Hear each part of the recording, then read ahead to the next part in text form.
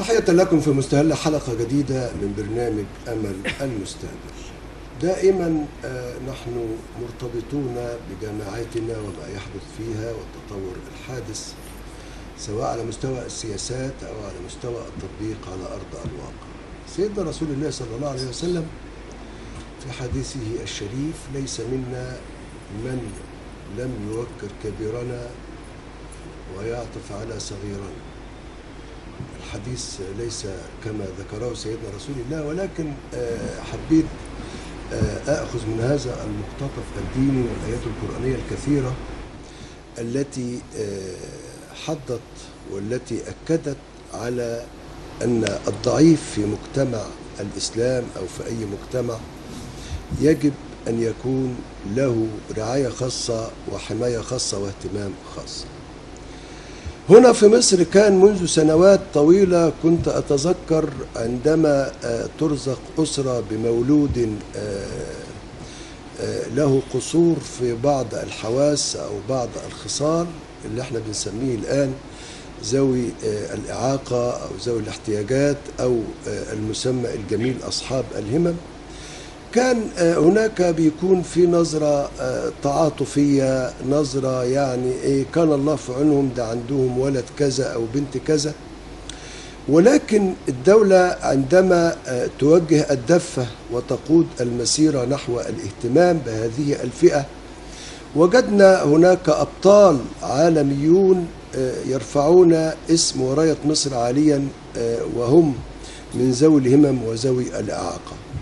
وجدناهم أيضا يتميزون في كافة مناحي الحياة، ومسيطر على ذهني الآن الموسيقار المبدع عمار الشريعي، اللي احنا بنستمتع بالموسيقى التصويرية الخاصة في مسلسل رأفت الهجان وكثير من المسلسلات وأيضا أفلام والروائع الجميلة، وبرنامجه الجميل غواص في بحر النغم الذي ترك بصمات. هذا هو عمار الشريعي اللي هو ربنا يعني ايه حرمه او منعه من نعمة البصر. علشان كده احنا النهاردة معظم كلامنا او كل كلامنا في هذه الحلقة مركز على مركز خدمات الاشخاص ذوي الاعاقة بجامعة المنصورة، واللي برحب بضيوفي الكرام على الهواء مباشرة الدكتورة نانيس صلاح البلتاجي، زميل الميكروبيولوجي بمستشفى الأطفال جامعة بالمنصورة ومدير مركز خدمات الأشخاص ذوي الإعاقة. أهلا بحضرتك يا دكتور.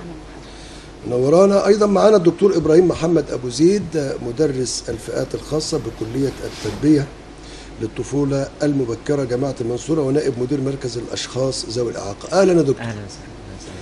وأبدأ بالدكتورة نانيس صلاح البلتاجي. دكتورة نانيس، أنا عايز أبدأ وحضرتك تتقبلي مني هذا الكلام. يعني حضرتك من الأشخاص ومن الأمهات ومن الأسر اللي حولوا، كنا بنسميها زمان محنة، حولتوها لمنحة وتميز. ممكن تكلمينا عن تجربتك بداية، وبعد كده ندخل على مركز خدمات الأشخاص ذوي الإعاقة، لأن حضرتك بتجربتك الشخصية أنت الأقدر على الإحساس بكل ولد وبنت عندك في هذا المركز، وهتكوني أكثر من أم، لأنك أنت عشتي هذا الأمر في بيتك وفي حياتك وفي الشارع وفي السفر وفي المصيف وفي كل مكان. لو كلمتينا عن التجربة. هو الحقيقة طبعا أنا بشكر حضرتك، وفعلا زي ما حضرتك قلت يمكن تجربتي الحياتية هي كان سبب رئيسي في اختياري تقريبا مدير مركز خدمات الأشخاص ذوي الإعاقة بجامعة المنصورة. هو طبعا يمكن أنا ربنا اداني الحقيقة منحة، يعني بنوتة يعني كان حصل لها يعني نتيجة ولادة مبكرة حصل إعاقة حركية، وهي حاليا على كرسي متحرك. والحقيقة يمكن طبعا كان في بداية حياتنا كانت صدمة كبيرة جدا بالنسبة لي وبالنسبة لوالدها والأسرة كلها.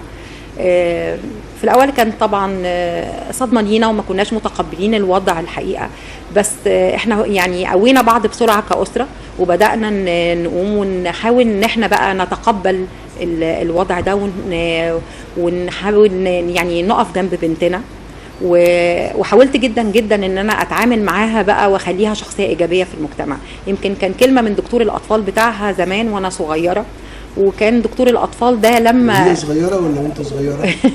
وهي كمان صغيره، احنا كبرنا. ففعلا كان يعني سبحان الله. كم سنه يا دكتور؟ هي سهيله حاليا عمرها 24 سنه. جميل. واتولدت ولاده مبكره في الشهر السادس. نعم. ادى الى ضمور في المخ في الجزء الحركي. ويمكن طبعا في اول 3 شهور من ولادتها بدات احس ان حياتها مش طبيعيه او مش زيها زي نمو الاطفال العادي. فرحت لدكتور الاطفال وبدات اتكلم معاه. كان صعب جدا ان هو يبلغني بالخبر. كان دكتور الاطفال الفارقه بقى ان هو كان الاستاذ الدكتور اشرف عبد الباسط رئيس جامعه المنصوره السابق. فالحقيقه سهيله هو لما جيت اتكلمت معاه فقال لي طيب احنا عايزين نتقبل الامر والبنت مش هتكون طبيعيه. فكره تقبلي للموضوع كان طبعا في الاول صدمه، بس هو قال لي كلمه الحقيقه انا يعني كانت الكلمه دي كانت بنتك البكر؟ بنتي الوحيده. بنتي الوحيده. اتفضل. ما كانش عندي غيرها. اتفضل. فقال لي كلمه واحده بس. طيب انا عايز سريعا بس هو المواقف الانسانيه اكيد كتير، وانت عارفه المجتمع المصري مجتمع عاطفي ومجتمع متحاب ومتضامن بطبيعته، فاكيد طبعا السيد رئيس الجامعه الدكتور اشرف وغيره. لكن انا عايز حضرتك تنقلي لي التجربه للاستفاده، يعني اكيد يعني الناس اللي ربنا بيبتليهم بهذا الامر، واكيد ابتلاء ربنا بيكون له خير وفلسفه يعني. ازاي لما هي بدات بقى يعني في مرحله لكن ما فيش تاثير على الكلام؟ لا هو ما انا هقول لحضرتك طبعا قد أنا تكون عايز ابدا في البدايات البدايه الاولى. طبعا انا بقول لحضرتك هي الكلمه بس اللي اتقالت لي ان ممكن تكون الام هي العامل الاساسي، يعني بايدك تخلي بنتك شخصيه ايجابيه في المجتمع او تكسريها او هنتعامل معاها نفسيتها. فالحقيقه انا خدت الكلمه دي نهج وبدانا نتعامل في كل بقى حياتها. اول ما بدانا مراحل التعليم طبعا سهيله كان ده قبل قانون 10، يعني احنا كانت هي مواليد 2001. قانون 10 لسنه قانون 10 لسنه 2018 ده القانون الخاص بالاشخاص ذوي الاعاقه. ودي اللمسه اللي عملها السيد الرئيس عبد الفتاح السيسي جدا، وبنشكر طبعا فخامه الرئيس على ابنائنا وجزء مهم من الشعب المصري ذوي الاعاقه. طبعا يمكن احنا في الاول كان لا ما كانش فيه تقبل، ويمكن لما بدانا في 2006 ادخلها لمراحل التعليم ما كانش لسه ظهر موضوع الدمج. لا ما كانش ظهر، وكان كمان في خلط الموضوع الاعاقات. يعني الحقيقه انا عمري ما بنسى كلمه مديره مدرسه وانا رايحه بقدم لها في الكيجي، طبعا رفضت وقالت لي يعني الاطفال ذوي الاعاقه ليهم مدارس اللي هي الفئات الخاصه او التربيه الخاصه. فكنت رافضه جدا وشايفه انا كأم بقى لا، انا بنتي يعني تستحق، وانا شايفه ان هي ممكن تقدر تعمل حاجه وتتعلم. قاومت، والحقيقه بدات اسال في اكتر من مدرسه.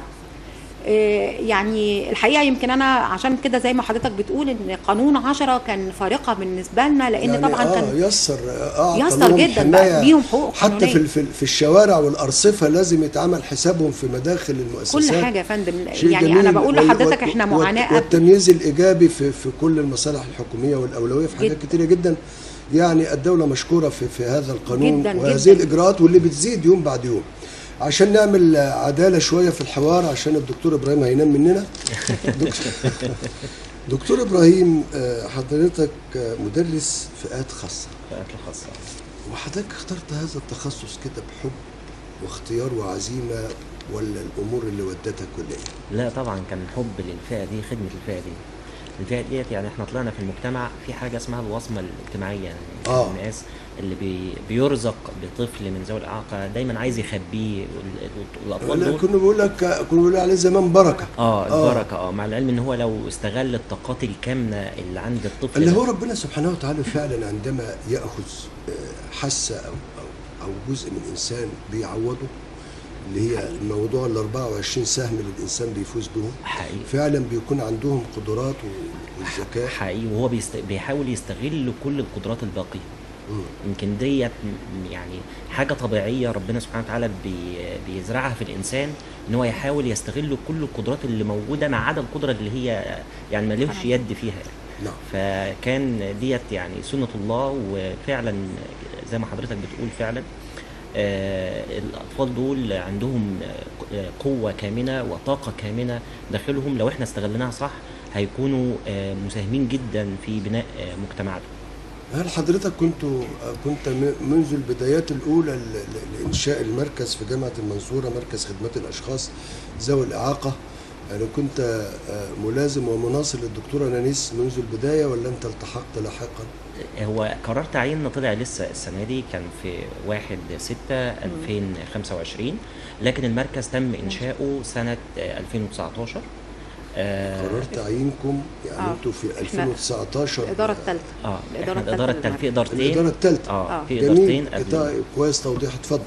في إدارتين قبلنا، وكان طبعا المركز في الأول خالص يعني بدأ الاهتمام بيه بعد قانون 10 ل 2018، وكان أول توجيهات عليا بقى من الرئيس فخامة الرئيس عبد الفتاح السيسي. وطبعا هم كانوا 5 مراكز في الأول على مستوى الجمهورية، حاليا وصلوا 27. كنتوا الخامس تقريبا، مركز المنصورة كان الخامس من الأوائل بعد الجامعات الكبيرة القاهرة واسكندرية. من الخمسة الأوائل.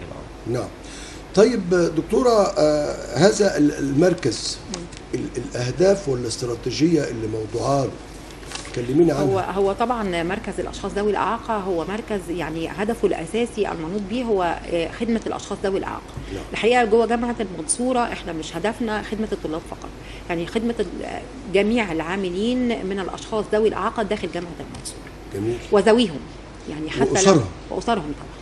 بمعنى يعني وضحي لي اسرهم. يعني احنا لو عندنا يعني عندنا مثال أسرة احمد مثلا لظروف والتحق بالثلاث كليات النظريه اللي بيفضلوها حقوق او تجاره او اداب. طيب لو اسرته ايه بتقدروا تساعدوا اسرته؟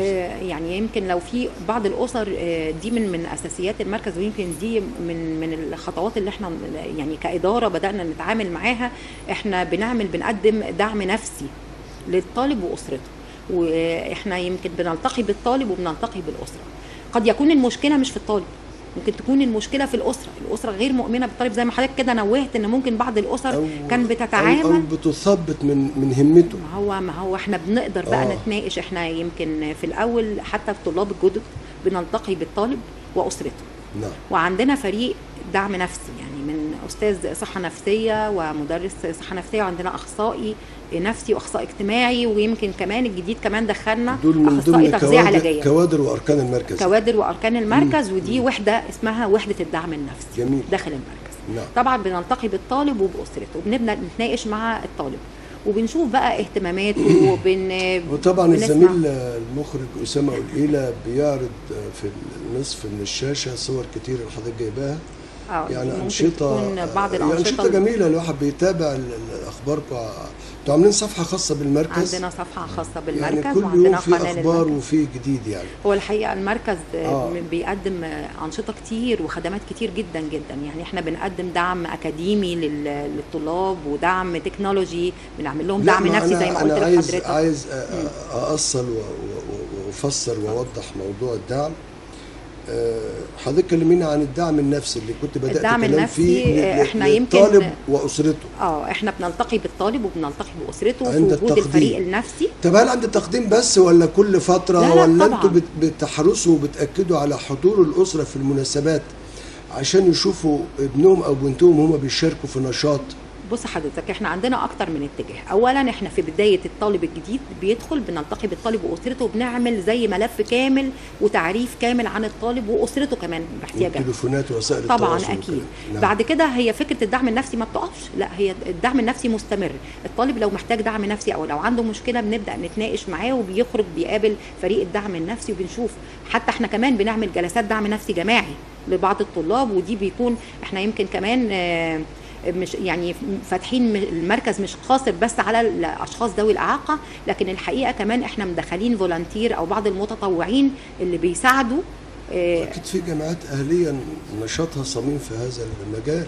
جامعات خاصه؟ لا، جمعيات اهليه. هو الجامعات الاهليه دي نتيجه دي يعني خدمه مجتمع، لكن الحقيقه طبعا احنا بنتكلم جوه. يعني في اوجه تعاون بين هذا المركز ممثل لجامعه المنصوره وبين الجمعيات الاهليه. دي من ضمن الاساسيات طبعا. ومن اساس يعني من اساسيات الشغل ان احنا بيحصل تعاون بيننا وبين الجمعيات الاهليه. طيب دكتور ابراهيم، عايز تكمل معايا شويه بحكم تخصصك في الدعم النفسي. يعني انت حضرتك الفئات الخاصه، مدرس الفئات الخاصه بكليه التربيه الطفوله المبكره. ايه الطفوله المبكره دي؟ الطفولة المبكرة الكلية تربوية، بتهتم بمرحلة رياض الأطفال. رياض الاطفال. هي كان في الأول اسمها كليات رياض الأطفال، بس بعد إصدار تغيير المسمى سنة 2019 برضو اتغير اسمها للتربية للطفولة المبكرة. يعني هو علميا الطفوله المبكره دي من سن كام لكام؟ هو علميا من سن يوم لحد سن 9 سنوات. 9 سنوات؟ تالتة ابتدائي، دي مرحلة الطفولة المبكرة في علم النفس. وما إليها طفولة ايه بقى؟ الطفولة المتوسطة ثم المتأخرة، وبعد كده نخش في المراهقة. المتأخرة دي لحد امتى؟ يعني من سن، يعني المتوسطة من 9 ل 12 سنة، وبعد كده من 13 ل 15 هم آخر سنتين دول قبل ما يخشوا في المراهقة على طول. دي الطفولة المتأخرة. الطفولة المتأخرة. ولذلك اللي عنده 15 سنة أو 14 سنة ده لسه طفل، يعني لسه. وحتى القانون بيعامله كده. أو القانون، والقانون حقيقي. أهلا بكم من جديد. رجعنا بعد الفاصل، وأرحب مرة أخرى بضيفي الكريمين على الهواء مباشرة، الدكتورة نانيس صلاح البلتاجي، زميل الميكروبيولوجي بمستشفى الأطفال الجامعي بالمنصورة ومدير مركز خدمات الأشخاص ذوي الإعاقة بالجامعة. أيضا أرحب بالدكتور إبراهيم محمد أبو زيد، مدرس الفئات الخاصة بكلية التربية للطفولة المبكرة بجامعة المنصورة ونائب مدير مركز الأشخاص ذوي الإعاقة. قبل الفاصل دكتور إبراهيم كنا بنتكلم عن الطفولة المبكرة والمتوسطة والمراهقة أو المتأخرة، وبعدين ندخل مباشرة على المركز. دكتورة كلمت تقريبا دخلت في الدعم النفسي، لكن أنا شايف في دعم تكنولوجي. دعم تكنولوجي عبارة عن إيه الدعم التكنولوجي؟ الدعم التكنولوجي احنا بنحاول نيسر عملية استخدام التكنولوجيا او التكنولوجيا المساعدة للفئة دي. اللي هي يعني مثلا الطالب مثلا ضعيف البصر. أيوة. هو بيحتاج مثلا أجهزة لتكبير النصوص أو الكتيبات المقررة عليه في الدراسة، فبيجي المركز واحنا بنقدم له الأجهزة ديت، أجهزة موجودة. يعني خلاص تجاوزنا احنا مرحلة برايل بقى والكلام ده، ولا المسألة بتتكلم على ضعيف البصر؟ لا، وبرايل كمان، احنا عندنا أجهزة. عندنا طب برايل أنا بنطقها صح برايل؟ هي برايل باللغة العربية. طيب برايل تطورت بريل باللغه الانجليزيه، تطورت مع التطور التكنولوجي ومع الكمبيوتر طبعا تطورت جدا، ولكن ما زالت هي الطريقه الوحيده، الطريقه وليست لغه، الطريقه الوحيده للتواصل من خلال الكتابه والقراءه. التواصل من خلال الكتابه او القراءه. لان هي ما يعني مثلا الاشاره هي لغه، لان هي لغه تواصل بديله. الاشاره بالنسبه للي بيرى الشافعي اللي هو عنده مشكله في السمع. السمع. طيب الدعم التكنولوجي حضرتك اتكلمت كده على جزء. الجامعه متعاونه معاكم في توفير ما تحتاجونه من جداً. هذه الوسائل؟ جدا جدا. كلمني يعني معالي الاستاذ الدكتور شريف خاطر دايما توجهاته، والاستاذ الدكتور محمد عطيه البيومي نائب رئيس الجامعه لشؤون تعليم الطلاب، ان احنا نتبع هذا قطاع شؤون تعليم الطلاب. كان في توجيهات مستقبليه، يعني انا مش هتكلم فيها قوي لان لسه بصدد الانشاء، لكن في مقترح وانشاء نقول بصدد الانشاء حتى عشان قيادات الجامعه يتشجعوا ان احنا بننشا استوديو أيوة. لانشاء المقررات الدراسيه لتخدم اللي هم ضعاف السمع وضعاف البصر ان شاء الله. نعم باذن الله. وفي مقررات حاليا تم تحويلها لمقررات سمعيه تخدم الطلاب من ذوي الاعاقه السمعيه. نعم. بالاضافه طبعا الاجهزه اللي موجوده اللي تخدم الاعاقه السمعيه، اللي موجوده لتكبير الصوت او حسب الهيرتز اللي موجوده. احنا عندنا اكتر من جهاز بيكبر الصوت حسب درجه الهيرتز للصوت المعين اللي هو يسمعه. اذا انت موجود مع حضرتك في المركز او موجود معاكم عناصر فنيه متخصصه في هذا الامر. طبعا. وبالتالي انتوا يعني كتر مش عارف ايه، اكيد انتوا اتعلمتوا هذا الامر. يعني مش لازم بقى كل شويه باشمهندس تيجي تظبط لنا، لكن اكيد الاستاذ او المتعامل يعني. طبعا. طيب دكتوره نانيس، هو يمكن كمان عندنا اتفضل. في يعني استاذه ساره، هي يعني من ذوي البصيره، والحقيقه بتشتغل معانا في المركز وبتدي بتدي محاضرات، بتدي كورسات مايكروسوفت، وبتدرب، بتعمل تريننج لذوي البصيره، وعن طريق بقى بعض يعني زي ما الدكتور ابراهيم قال كده الدعم التكنولوجي. فاحنا عندنا بعض البرامج الناطقه لذوي البصيره، فبتعلمهم وبيقدر يعني يتعلم يعني كورسات كامله. الحقيقه دي دورات مستمره طول السنه. انا عايز اقرب الصوره اكتر واشوف قيادات الجامعه في المقدمه الاستاذ دكتور شريف خاطر والقيادات الموقرين، يعني مدى اهتمامهم بهذه الفئه. حضرتك قلت في 300 كانوا موجودين السنه اللي فاتت، واضيف لهم حوالي 150 في الثلاث كليات او لو في كليات اخرى. مدى الاهتمام، يعني انا عايز اتخيل يعني هل رئيس الجامعه والقيادات بيحرصوا على الزياره جداً ومحاورة جداً هؤلاء، وده يبقى عارف جداً سواء يراه او لا يراه ان ده رئيس الجامعه وجاي لحد عنده؟ وكلميني عن هذه الامور. لا انا عايزه اقول لحضرتك، ويا ريت الزميل اسامه والإيلة لو معاه صور لزيارات، في موجوده صور؟ في بعض الصور ممكن نديها لو في صور معاك يا استاذ اسامه للسيد رئيس الجامعه وقيادات الجامعه وهم بيحرصوا على زياره. الحقيقه لا، في كامل الدعم. الحقيقه انا يعني بقول لحضرتك كلمينا كامل الدعم. والحقيقه في تواصل، مجرد ما يعني حتى بيحسوا ان في احتياج للمركز في اي حاجه الحقيقه بيذللوا اي صعاب، وتقديم كامل الدعم. ان كان معالي الرئيس امبارح كان معانا في افتتاح المعرض الكتاب بالمكتبه المركزيه، وهو يمكن احنا جزء من يعني المكان بتاعنا كمركز يعني يمكن ملاصق للمكتبه المركزيه، كنا مشاركين في المعرض. فالحقيقه كان معالي الرئيس كان موجود وحرص جدا ان هو يقف على ستاند مركز خدمات الاشخاص ذوي الاعاقه، وقابل الولاد ويمكن يعني كتب لهم كلمه تشجيعيه. مزود اهتمامه شويه يعني الحقيقه، وده قمه الدعم النفسي. احنا المدللين في الجامعه، يعني المركز بتاعنا من المراكز طبعا، وبيقدموا كامل الدعم الحقيقه على جميع الاصعده. يعني سواء دعم احنا محتاجين احتياج اكاديمي بيذللوا لنا الصعاب، دعم تكنولوجي، دعم نفسي، لا كل الاحتياجات الحقيقه. يعني زيارات مستمره ومتابعه مستمره، سواء من الاستاذ الدكتور شريف خاطر رئيس جامعه المنصوره، او الاستاذ الدكتور محمد عطيه البيومي نائب رئيس الجامعه لشؤون التعليم والطلاب.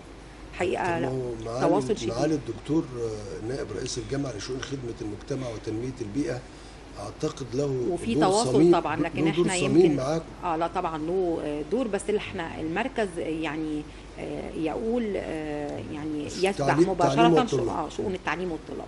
لكن طبعا احنا فصيل، يعني احنا كلنا يعني مكان متكامل الحقيقه، سواء مع خدمه المجتمع او الدراسات العليا او يعني شؤون التعليم والطلاب.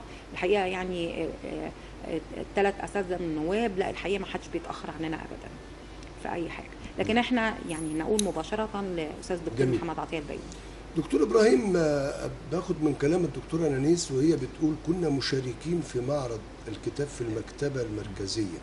مكتبه الجامعه ولا المكتبه العامه اللي في المنصوره؟ لا، مكتبه الجامعه المركزيه. المركزيه كنتوا بتعملوا ايه؟ احنا كنا مشاركين طبعا ان احنا في زيارات بتزور معرض الكتاب الرابع عشر المقام في المنصوره، في جامعه المنصوره باشراف جامعه المنصوره. ده بالتنسيق مع مين؟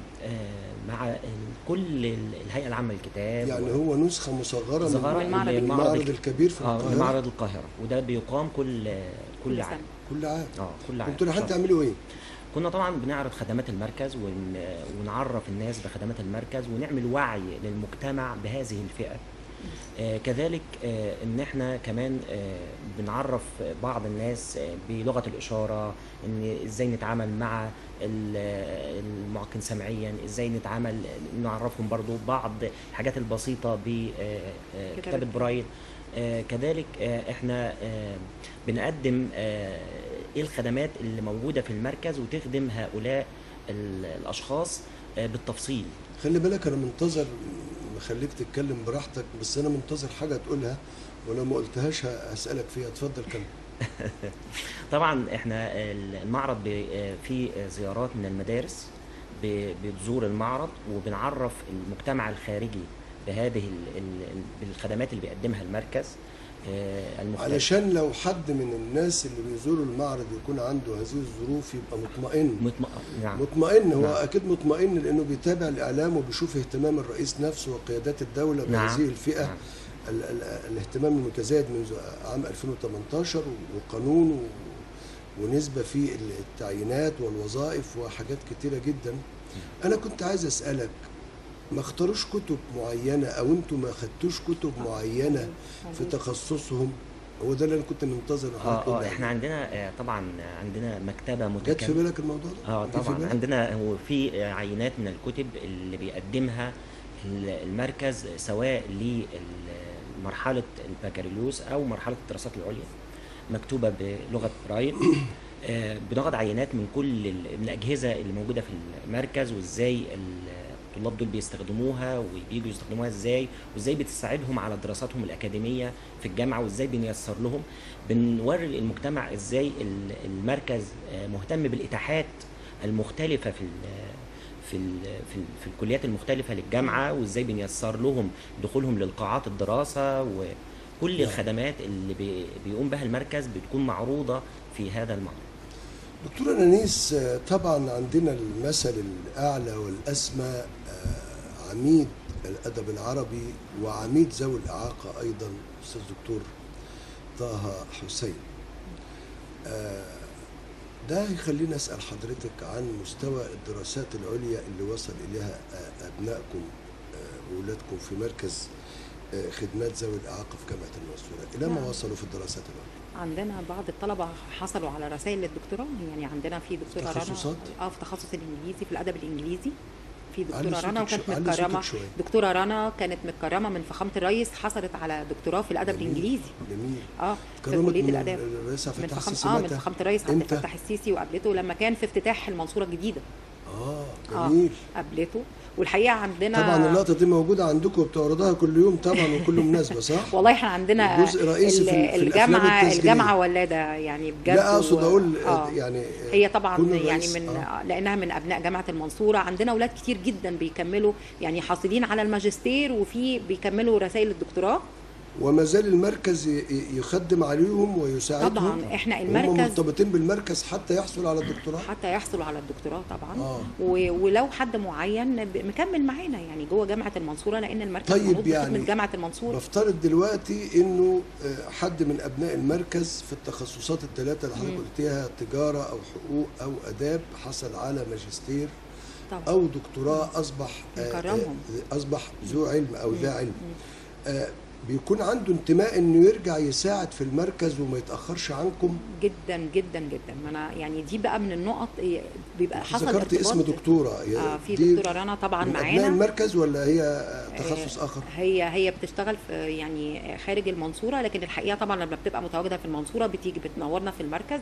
وفي ولاد كتير جدا يعني معانا حتى اللي يعني اخذوا الماجستير. احنا لسه كنا يعني بصدد تكريم كمان، احنا مش قاصر كمان على الثلاث كليات النظريه، والثلاث كليات النظريه بس كانوا بيدخلوا عن طريق حاجه اسمها المناظره. لكن الحقيقه طبعا في يعني احنا كنا المركز كان مشارك في تكريم مهندس حصل على درجه الماجستير في كليه الهندسه، وكنا رايحين بنبارك له المهندس احمد، وكنا يعني كان عامل رساله مشرفه جدا جدا. اي قسم في كليه الهندسه؟ في كليه الهندسه في قسم تقريبا الحاسبات. جميل. وكان اعاقه حركيه، اعاقه حركيه. والحقيقه كان عامل رساله مشرفه جدا جدا جدا، يعني كمان يعني بشهاده يعني اساتذته. ف يعني هي يمكن بس الثلاث كليات، كليه التجاره والحقوق والاداب كان من عن طريق المناظره. لكن دلوقتي بقت الاعاقات مسموح لها انها بتدخل طبعا بعد قانون 10 وتفهم بقى وتحط يعني بقى يعني موضوع له اليات لتنفيذه. لا هو قانون 10 طبعا بتوجيهات رئاسيه اصبح خلاهم هم رقم واحد، كل الجهات بتخدم عليهم وتنظر اليهم. بص حضرتك، هو كان زمان يمكن انا بتكلم مع حضرتك من واقع تجربتي الشخصيه، كان الحقيقه ما كانش مسموح الاول، او ما كانش مش مسموح، كانش مفهوم الاول ان ممكن الطالب ذوي الاعاقه يدخل كليه عمليه. لا. وده يمكن اللي تعرضت له سهيله بنتي شخصيا، يعني هي اجبرت انها تحول من العلمي للادبي، بس برضو احنا ما يئسناش ودخلنا كليه الاداب وتخصصت في قسم الاعلام، اذاعه وتلفزيون، وكانت الاولى على دفعتها. كلمينا عن سهيله خريجه كليه الاداب قسم اعلام شعبه اذاعه وتلفزيون، والحقيقه اتخرجت بتقدير امتياز مع مرتبه الشرف، وكانت الاولى على دفعتها. وحاليا هي بتعمل يعني الصوره بتعرض على الشاشه. سهيلة حاليا هي بتعمل ماجستير كمان في الاعلام. جميل. وسهيلة حاليا عنوان الماجستير ايه؟ الرساله ايه؟ هي مستخدمه يعني الحقيقه عشان بتحب فخامه الرئيس جدا، فكانت مره سمعت في مؤتمر ان هو بينادي ان هم يدخلوا التكنولوجيا في كل يعني رسائلهم. فالحقيقه اختارت تقنيات تطبيقات الذكاء الاصطناعي ودوره في تطوير البرامج التلفزيونيه اللي بتخدم الاشخاص ذوي الاعاقه. جميل. ده كان موضوع رسالتها. طب برنامجها ايه؟ اكيد هي بتخدم على حبايبها طبعا. هي سهيلة كمان مذيعه في ماسبيرو حاليا. فخامه الرئيس عبد الفتاح السيسي اداها قرار استثنائي ان هي اول مذيعه في ماسبيرو، بتقدم على قناه تانية المصريه. برنامج اسمه حكايات سهيلة. وحاليا كمان استاذ الدكتور سهيلة بتركز على ايه؟ حكايات سهيلة هو بيتكلم برنامج ظريف كده بيتكلم دلوقتي. هي اكيد بتشوف الحلقة. طبعا اكيد. والله اذا انا مبسوطه دلوقتي. اكيد طبعا. اكيد طبعا. هي بتتكلم عن قانون، بيشرح قانون 10 بس في صورة حدوته.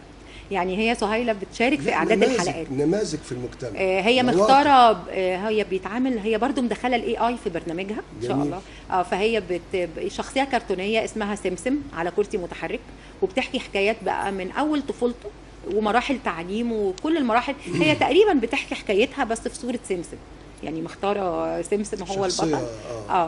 قريبه وبتحكي بقى كل المشاهد والفئات السنيه. بتتكلم بقى عن قانون 10، وبتتكلم كل حلقه بتاخد بند من بنود قانون 10 وبتشرحوا الحق في التعليم والحق في الصحه. اكيد دلوقتي في بعض الجهات وبعض الفعاليات بتدعي سهيلة لانها تقدم او تتحدث او اكيد. بتشجعيها على هذا الامر وتحركي معاها؟ جدا، انا مشجعه ليها جدا. والحقيقه يعني يمكن وبعد حاجات بعد رحله الكفاح الطويله 24 سنه، انت يعني اقول ايه موقفك ايه دلوقتي؟ كيف نظرتي؟ يمكن احنا اقتنعتي ان اقدار الله كلها خير؟ والله انا من الاول الحمد لله اقتنعت ان اقدار الله كلها خير طبعا. بس انت قلت في الاول احنا انصدمنا. هي كانت صدمه، انا بقول لحضرتك نتدارك ونحضن بعضنا كاسره. شوف حضرتك قلت هي كانت محنه وحولناها لمنحه. والحقيقه دايما كنت بقول لسهيلة احنا كان 3 حروف في حياتنا، الالم حولناه امل. جميل. وبدانا نعمل كده مع يعني يمكن هي تجربتي وتجربتها الشخصيه حولناها احنا. يعني قلت لها لازم تكوني شخصيه ايجابيه، ويمكن عشان كده هي اصرت انها تدخل اعلام عشان ايه اوجه الاختلاف؟ معلش يا دكتور ابراهيم طولنا شويه، ده كل الكلام ده عشان سهيلة. ايه اوجه الاختلاف بينك وبين سهيلة؟ بتختلف معاكي في ايه؟ بس بصراحه يعني احيانا لما بتتناقشوا بقى هي بتختلف معاكي في ايه؟ سهيلة موضوعيه شويه، يعني بتاخد المواضيع بقى انا باخدها بعاطفه الاموم. لا سهيلة على فكره عقلانيه جدا ومتزنه على موقفها. لا بنتناقش، انا معوداها على الحوار ان احنا بنتناقش وانا في الاخر تاخد القرار لصالحك. مدياها القرار. لا ما فيش ديكتاتوريه. لو هي صاحبه القرار الصح بعد المناقشه بنوافق على القرار. يعني دي نقطه انا وكتير جدا بصمم على كده، عشان كمان يعني يمكن ده اللي خلاها شخصيه ايجابيه وبقت متصالحه مع نفسها ومتقبله. يمكن احنا كان بعض الناس طبعا بعاطفه يعني احنا المصريين عندنا حته العاطفه شويه. فيمكن لما كانوا يشوفوا حد من ذوي الاعاقه مش تنمر بقى على قد ما زياده شفقه. فيبدا يطبطب عليها او صعبانيات بالطريقه المصريه كده. فالحقيقه كنا حتى لما كنت اتكلم على الاعاقه يشاور لي كده من وراها لا ما تتكلميش عشان نفسيتها، فبص لها واضحك، فتقول هي كانت تضحك تقول وده نتيجه انا بغوص في التجربه ليه؟ لان هي النموذج قدامنا ده واضح ان الدعم النفسي كان شديد جدا، يعني لدرجه ان انت خليتيها هو مش دعم من بس كنا اسره كامله. الاسره على المستوى الصغير والاسره على المستوى الكبير. طيب نرجع للدكتور ابراهيم. دكتور ابراهيم، هو المركز عباره عن مبنى مستقل ولا جزء ملحق؟ ولا عشان اسالك بعد كده على قاعات عن القاعات، هل هي في الدور الارضي علشان التسهيل والتيسير مزوده باسانسير الخروج؟ صف لي كده ممكن على منظوركم يعني. تسمح لي بس ان انا قبل ما اتكلم عن المركز وهو ملحق عن سهيلة لان سهيلة جميله. يعني انا دائما الانسان اللي هو من ذوي الاعاقه قد يكون عنده بعض الاضطرابات او لا بس بيبقى عندهم روح جميله كده، شفافيه حلوه كده. اما سهيلة هي سويه. انا بعتبر انا من خلال معاملتي ليها وتخصصها او تخصصي حقيقي، يعني انا ادركت ان هي اتربت على السواء، وان هي يعني معترفه باعاقتها، وان ده ما يمثلهاش عائق، وان هي دايما طموحه وعايزه تحقق نجاحات. يعني جميل، هي بدليل الماجستير اللي بتعمله وان شاء الله تكمل دكتوراه بإذن حقيقي، الله. وكان اول اهتمام وتبقى دكتوراه ده محاضرة حقيقي كده يعني. كان لانه التجربة مع العلم والدراسة بيدي فائدة طبعا مضاعفة. طبعا كان اول اهتمام من رئيس الجامعه لهذه الفئه، مش لصفه سهيله. كان هي حتى سهيل هي الزعيمة دلوقتي. ده حقيقي، يعني هي حاليا مستشار رئيس الجامعه لشؤون الاعاقه. جميل. وكان قرارها صدر قبل قرار مامتها، يعني أيوة. يعني نزل الحمد لله. قبل بيوم. أيوة. فده بس يا كان ريت الدكتوره ناس تكون واخده بالها من النقطه دي، من الاقدميه دي. حقيقي احنا بناخد منها التعليمات والله. هي اللي بتعرض شغلنا على معالي الرئيس. والله فده بس بدون مجاملات طبعا. لا طبعا. ما عندهاش هي مجاملات. اعتقد ان هي واخده الموضوع بامانه طبعا. يعني مساله الاسريه او ان مامتها هي المديره، اعتقد دي مش هتفرق كتير. وده بيلفت كلمني الانتباه. بقى عن المركز، وهل هو انشئ امتى؟ انشئ سنه 2019 في شهر 12. انا بتكلم انشئ ده القرار قرار القانون وتوجيهات 12 الرئيس. 2020 15 بتكلم عن 12 المبنى. 2020 عملوا لكم مبنى مستقل لا، هو بالمواصفات؟ مبنى ملحق في الاول، كان ملحق. وما زال ملحق، بس هو منفصل ليه استقلاليته، لكن هو ملحق بالمكتبه المركزيه. طيب قاعات المحاضرات بتاعتهم موجوده في نفس موجوده. المركز؟ احنا عندنا 4 قاعات، 2 حاسب آلي، اجهزه حوالي فيهم اكتر من 70 جهاز، وعندنا قاعتين للمحاضرات او للدراسه او الاجتماعات، او للدراسه لو الطالب عايز قاعات استذكار، عايز يستخدمها في الاستذكار، بنساعده في الموضوع ده، بنوفر له الهدوء. نعم. بالاضافه الى المكتبه اللي هي مكتبه برايت اللي موجوده برضو ملحقه بالمركز، بالاضافه الى مكاتب الاداريين. فالمبنى مجهز تجهيز كامل، بالاضافه الى الرامب مصمم على اعلى مستوى علشان الاعاقات الحركيه. كذلك برضو الكود الهندسي احنا بنحافظ عليه في كل الكليات، وبنراعي ان هو يتوفر الرامب ده بنفس المواصفات هو بقى القياسيه. موجود في كل، حتى اي مقاول بيشتغل في الرصيف لازم يعمل حسابه. وهي ده برضو أساسي. من اساسيات الحاجات اللي بيدعمها المركز. نعم. هو حتى لو مباني قديمه المفروض طيب يعدلوا. والدعم المادي دكتوره نانيس اللي المركز بيقدمه لذوي الاعاقه، هل طالب جاي وظروف اسرته مش سامحه انه يركب له كرسي متحرك او كرسي كهربائي، او هل المركز بيدخل في احنا في عندنا هذه في الانواع من الخدمات؟ لا عندنا تعاون مع التضامن، يعني وزاره انا التضامن. كلمت سالت حضرتك على الجمعيات الاهليه. والجمعيات الاهليه طبعا بيتعاونوا، احنا يمكن ده بيوفروا لهم. والحقيقه برضو لو في طالب محتاج عنده احتياج بيتعمل له بحث اجتماعي، وبنقدم بيها مذكره لمعالي الرئيس، وبيتم اتخاذ يعني اجراء فيها طبعا لاي احتياج، توفير احتياجات. وكمان المصروفات الدراسيه لاولادنا والسيديهات الخاصه دول واخدين اعفاء كامل منها. جميل. فالحقيقه لا، هو يعني الحته دي يعني فيه اهتمام كبير جدا، واهتمام كبير جدا من الجامعه على المستوى. المستوى. في كتب دلوقتي؟ سي دي بقى كله بقى PDF. سي دي دراسي. ما عادش في كتب بتنطبع زي زمان. والله موجود بقى لو الطالب حابب ان هو بيطبعه بقى، يعني دي بيطبعوا خارجي. لكن الحقيقه طبعا هو من خلال السي دي الخاص بالطلاب.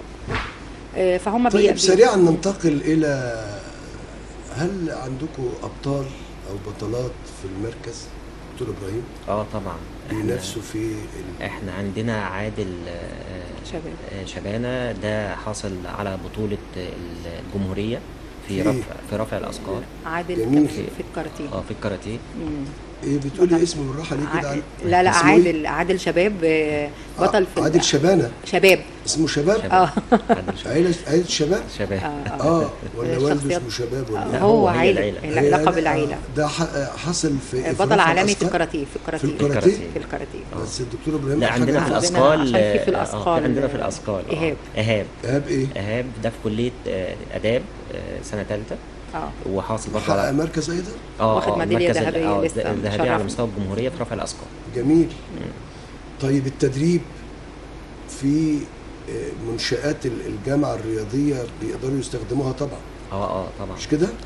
احنا عندنا تعاون مع رعايه الشباب. اكيد في كده هو له دعمين، دعم التعليمي من خلال المركز، وايضا في دعم رياضي من خلال الجامعه ومن خلال رعايه وزارة الطلاب. الشباب والرياضه ورعايه الطلاب. رعايه الطلاب، مش وفي كده؟ قسم كامل في رعايه الطلاب بيخدم ذوي الاعاقه ايضا. طبعا. واكيد في تنسيق بين هذا القسم طبعاً. وبين المركز. طبعا. صح؟ تنسيق لسه كنا عاملين فيه تنسيق. طب هم هوايتهم ايه؟ موفر لهم ايه اثناء اليوم الدراسي؟ يعني في اي طبعا احنا عندنا اي لسه خدمات رياضيه، اي هوايات؟ هو احنا كنا لسه عاملين للولاد ورشه فنيه بالتعاون مع رعايه الطلاب.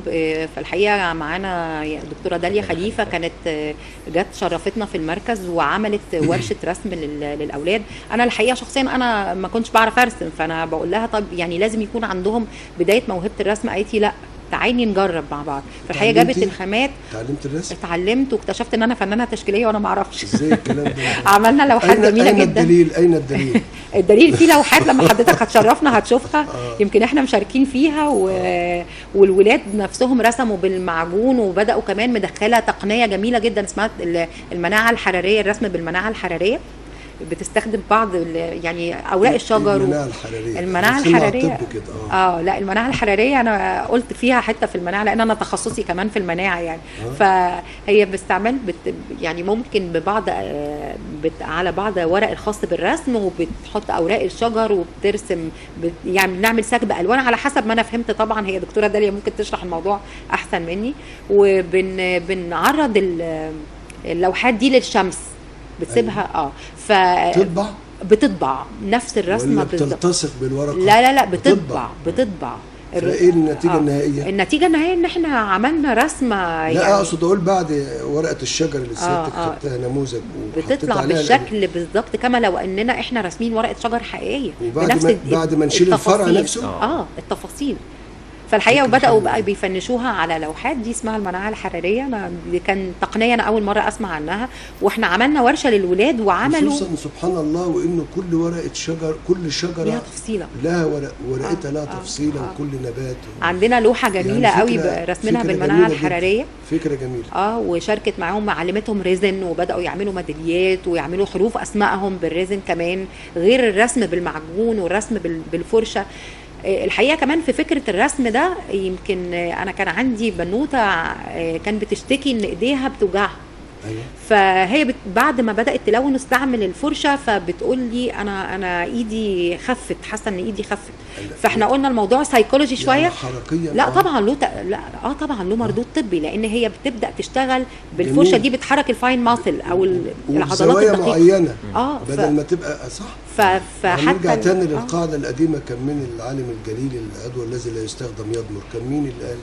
فعلا ده حقيقي. لا انا كان بناخده في الثانويه العامه. المهم دكتور ابراهيم، اوجه التعاون ازاي بتتبادلوا الخبرات والتعاون والتشجيع بين المركز الخدمات ذوي الاعاقه في جامعه المنصوره والمراكز الاخرى المناظره؟ حضرتك قلت لي ان في 27 كل جامعه تقريبا فيها، ولكن طيب ده هيكون سؤال تاني، اتفضل كمل. طيب احنا عندنا مبادرة اطلقتها وزارة التعليم العالي، مبادرة تمكين، واصبحت حاليا وحدة اسمها تمكين. واصبح وحدة ملحقة بكم. ملحقة ولها مستشار الوزير الدكتورة شيرين ابراهيم. هي المسؤولة، وفي اجتماع دوري شهري عن انجازات المركز. وحدة التمكين دي ايه اهدافها؟ ايه وبتعمل ايه؟ اهدافها هي توحيد سياسات المراكز وانشاء لوائح واضحة وصريحة لكل المراكز لخدمة هؤلاء الأشخاص، وتنفيذ قانون رقم 10 وكل الحقوق اللي موجودة فيه. يعني أنا فهمت من حضرتك كده أن معالي وزير التعليم العالي له الدكتور أيمن عاشور له نائب أو مساعدة خاصة مستشار الوزير لشؤون الإعاقة. مش كده؟ طبعا. جميل. اهتمام جميل. وأعتقد كل الوزارات فيها هذا الأمر. طبعا. طب كمل حضرتك. طيب يعني ممكن انتوا باصين ايضا تدخلوا على صفحات بعض لو لقيتوا مركز في جامعه اخرى عمل حاجه وتقوموا لاقطين على طول؟ حقيقي. وفي مبادرات، مش عايز اقول بتغشوا يعني، لا هي غيره محموده. في كمان غيره محموده موجوده طبعا. وفي مبادرات وفي مشاريع كمان مهتميه بها وزاره التعليم العالي لخدمه. يعني الفتره اللي فاتت كان في اكتر من كانوا عارضين مسابقات تتسابق فيها المراكز لتقديم مشروعات لخدمه الطلاب دول، بأهم حاجه تكون مبتكره. ايه المشروعات؟ يعني مثلا احنا كنا عاملين مشروع كبسولة تمكين. مشروع كبسولة التمكين بيهدف الى ان انا ازاي اوظف كل كلية حسب تخصصها لخدمة هؤلاء الاشخاص من ذوي نعم. الاعاقة. نعم. يعني مثلا نفترض مثلا كلية الفنون الجميلة، انا ازاي استغل كلية الفنون الجميلة لخدمة او تنمية الموهبة والفنون عند الطلاب دول بعقد ورش يشرف عليها المركز، وسواء كان الشخص المعاق ده يعني ملتحق بالكلية او غير ملتحق. كلية علوم مثلا انا بعمل زيارات لكلية العلوم. ده المشروع اللي احنا مقدمينه وتم حصل عليه ابروف. مثلا ان انا باخده كليه علوم، اعرفه على التجارب العلميه، اعرفه ان العلم ومساهماته ايا كان خلفيته، هو خلفيته اكاديميه ادبيه او في كليات ادبيه او كده، لكن انا بعرفه على الكليات التانية وازاي يجري بعض التجارب البسيطه، ازاي يشوف المعامل المختلفه، زي مثلا معمل الجيولوجي اللي عندنا في كليه مثلا علوم هشام سلاب بإدارة الدكتور البروفيسور هشام سلاب، وبوريه ازاي وصلنا للكشف العظيم بتاع منصورة سورس. وطبعا هو اتسمى منصورة سورس طبقا لمسمى الجامعة المنصورة. كان طبعا بريادة معالي الأستاذ الدكتور هشام سلام. اللي هو عبارة عن ايه؟ اللي هو أقدم ديناصور تم اكتشافه من 50 مليون سنة، واكبر ديناصور. ده كان عندكم، كان هنا في الدلتا؟ لا هو ما تمش اكتشافه في الدلتا، هو تم اكتشافه بفريق مصري من جامعة المنصورة في الفيوم في وادي الحيتان. وادي الحيتان. جميل. طيب دكتور أنانيس، يعني الدكتور إبراهيم قال إن احنا مقدمين فكرة لتعاون بين المركز وبين كليات الجامعة من أجل سواء ده يمثل دعم نفسي سواء يمثل دعم تكنولوجي. طب هل الكلام ده بدأ بالفعل ولا انتم مستنيين المقترح والموافقة عليه؟ هو الحقيقة احنا طبعا هو مقترح واحنا يعني اخذ ابروفل فعلا، بس هي الفكرة ان احنا كمان بدأنا فعلا نخاطب الكليات. احنا يمكن في زياراتنا اول ما بدأنا استلمنا إدارة المركز بدأنا نزور الكليات ونعمل زيارات ليهم السادة العمداء، وبدأنا نقول لكل كلية انتوا تقدروا تقدموا لنا ايه؟ جميل. تقدروا تتعاونوا معانا ازاي لخدمة الفئة دي، وخصوصا ان احنا قد يكون حتى لو كلية من اولادنا مش مشاركين فيها او مش ممثلين فيها. فالحقيقة يعني الحقيقة انا ما شفتش ابدا ولا كلية لما كان عندها استعداد للتعاون وتقديم يعني كافة سبل الدعم لينا.